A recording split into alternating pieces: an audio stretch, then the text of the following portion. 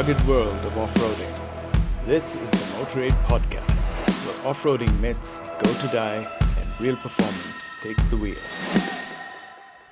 Last time we tackled the age-old battle, leaf springs versus coil springs. But we're not done yet.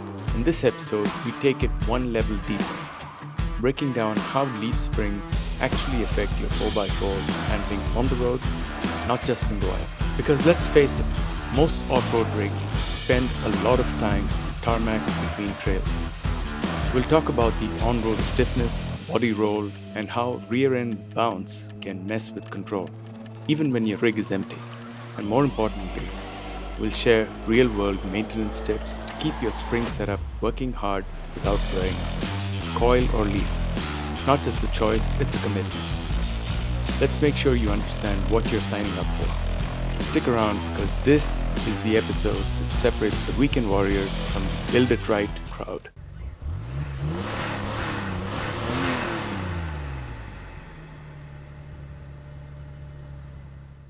Range of capacity of a parabolic leaf spring will still be more than a coil spring. So for a coil spring, the difference of 100 kilos, and it's each one of you viewers, you Philip, you can relate to that. Yeah. Take any car you want, have your friend sit in it. How many kilos did you add to the car? You just take 3 friends with you, 2 in the back seats, 1 in the front seat. Easily almost 300 kgs. Like, You have big fat friends. Sorry, fat. 4 guys. No, I mean you have a change of like 300 kilos. It affects the car badly. And this weight is centered at the maximum. It's in the middle of the car.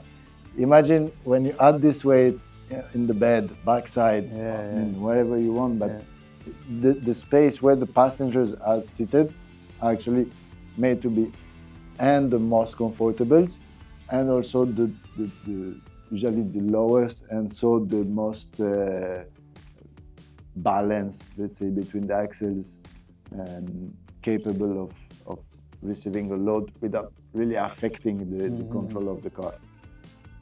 So this is something that everyone can relate to it, so it's good to explain. Yeah, at the end of the day, it's all about weight management. Right? Yeah. Right. It is. Let's talk about 2 more things about the leaf springs. One is the handling. How does it, affect the handling of a car on road, and about maintenance. Like, I'm assuming that it's very low maintenance leaf springs. Yeah. So if you could just tell us about these 2 things. Starting about the handling of the car, if you take a solid axle with some coil springs on it. So coil springs won't be able to guide the car, neither to hold the axle in place, right? Which is the role of the leaf springs. The leaf springs, you don't need anything else. Some cars have the sway bar, which is a good thing most of the time, but You don't really need it. yeah, not really. To be honest, it's not flexible enough. You have a sway bar on some utility vehicles, usually when you have load center of gravity, which is high. So if you're overlanding and you have a pickup with the canopy, which is high, or utility, as we were telling before, work stuff, etc., you have to carry some load. So this is something important. Now with the coil spring on the solid axle, you will need lower trailing arms, upper trailing arms, panhard rod, sway bar. So it's a lot more components. Only these things are just to hold the axle in place, guide the car.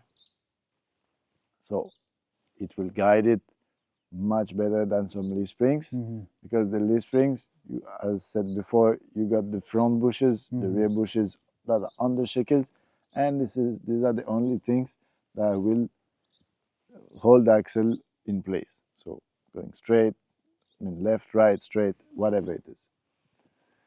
One thing that I said earlier was to extend the shakers to lift the car. So if you take, let's say it's your chassis, your leaf springs are like this, the shackle is here, and will allow the leaf springs to flex, so to extend or retract a little bit. Yeah. Now, when you extend that shackle, you will lift the car, but you have to be careful because you can also, you will change the caster angle. So the angle between your drive shaft and your differential won't be good enough. The leaf springs, they are different way of fixing it. I mean, they have been engineered in some different ways. Some leaf springs are below the axle. Some leaf springs are under the axle. In the case when they are under the axle, the chip lift, it's called a quick ride kit, basically will take place between the axle and the leaf springs and will automatically raise the car by the same distance as the quick ride kit. So it's a block, this usually 2-inch, 5 centimeters, and you just need to extend the U-bolts. So this is the one you're talking about if it's above the axle. Yeah? Exactly, Okay. because if you do that below the axle, you're going to lower the car. Yes. Okay. So usually when it's below the axle, if you want a chip lift, you will extend the shackles, and if it's under the axle, you will add a quick ride kit. Or in both cases, you can change the leaf springs either to carry more load, either to lift it. There is a maximum lift with the leaf springs.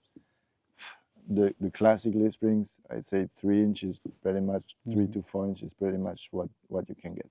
You won't be able to lift it way more. Okay. Because of the curve. If you take a curve like this, you could make a U, but it's not going to work anymore. And the problem is after, if you want to make it flex, so make it compress, the length, open length, will be too long. So there is a limitation. Natural limitations of the shape itself. Yeah. That's correct. And when it comes to maintenance, it's usually pretty. Leaf springs are extremely strong. This is why they are being used on trucks, a lot of utility vehicles. You could say zero maintenance kind of thing, just... Not zero, like many people think zero. Actually, at least change the bushings every once in a while. Okay. Because once again, the bushings that are inside the leaf springs, so to the pin, which is fixed directly to the chassis and on the shackle side, there are also some bushings on the shackle side on the chassis, depending on the cars, not all the cars. Sometimes there is a sleeve inside, but this is the only thing that will guide your axle to maintain your axle straight, to avoid it to have the left and right. One thing about the leaf spring that I hate, it's quick. It's squeaking. Okay. Because they, as said earlier, they are in contact with each other. So when they flex, either when they release or when they compress, they will slide against each other and metal against metal. Yeah, it's pretty noisy. So I've been driving some vehicles with leaf springs for a while, and that can be done comfortable enough to travel, but yeah, I mean to have something that drives perfectly, not noisy, that won't make any clanking sound or squeaking, go for a coil spring. Okay. Like I was greasing them and tried to put some spacers. Okay, when they are new, everything is fine. It will go for a while. But if you, especially when you start off-roading it, sand, mud, you're washing the car, I mean, name it. It's just, at the end, it's just a piece of metal. So there you have it. Leaf springs aren't just old school tech. They're tough, load ready, and built to last.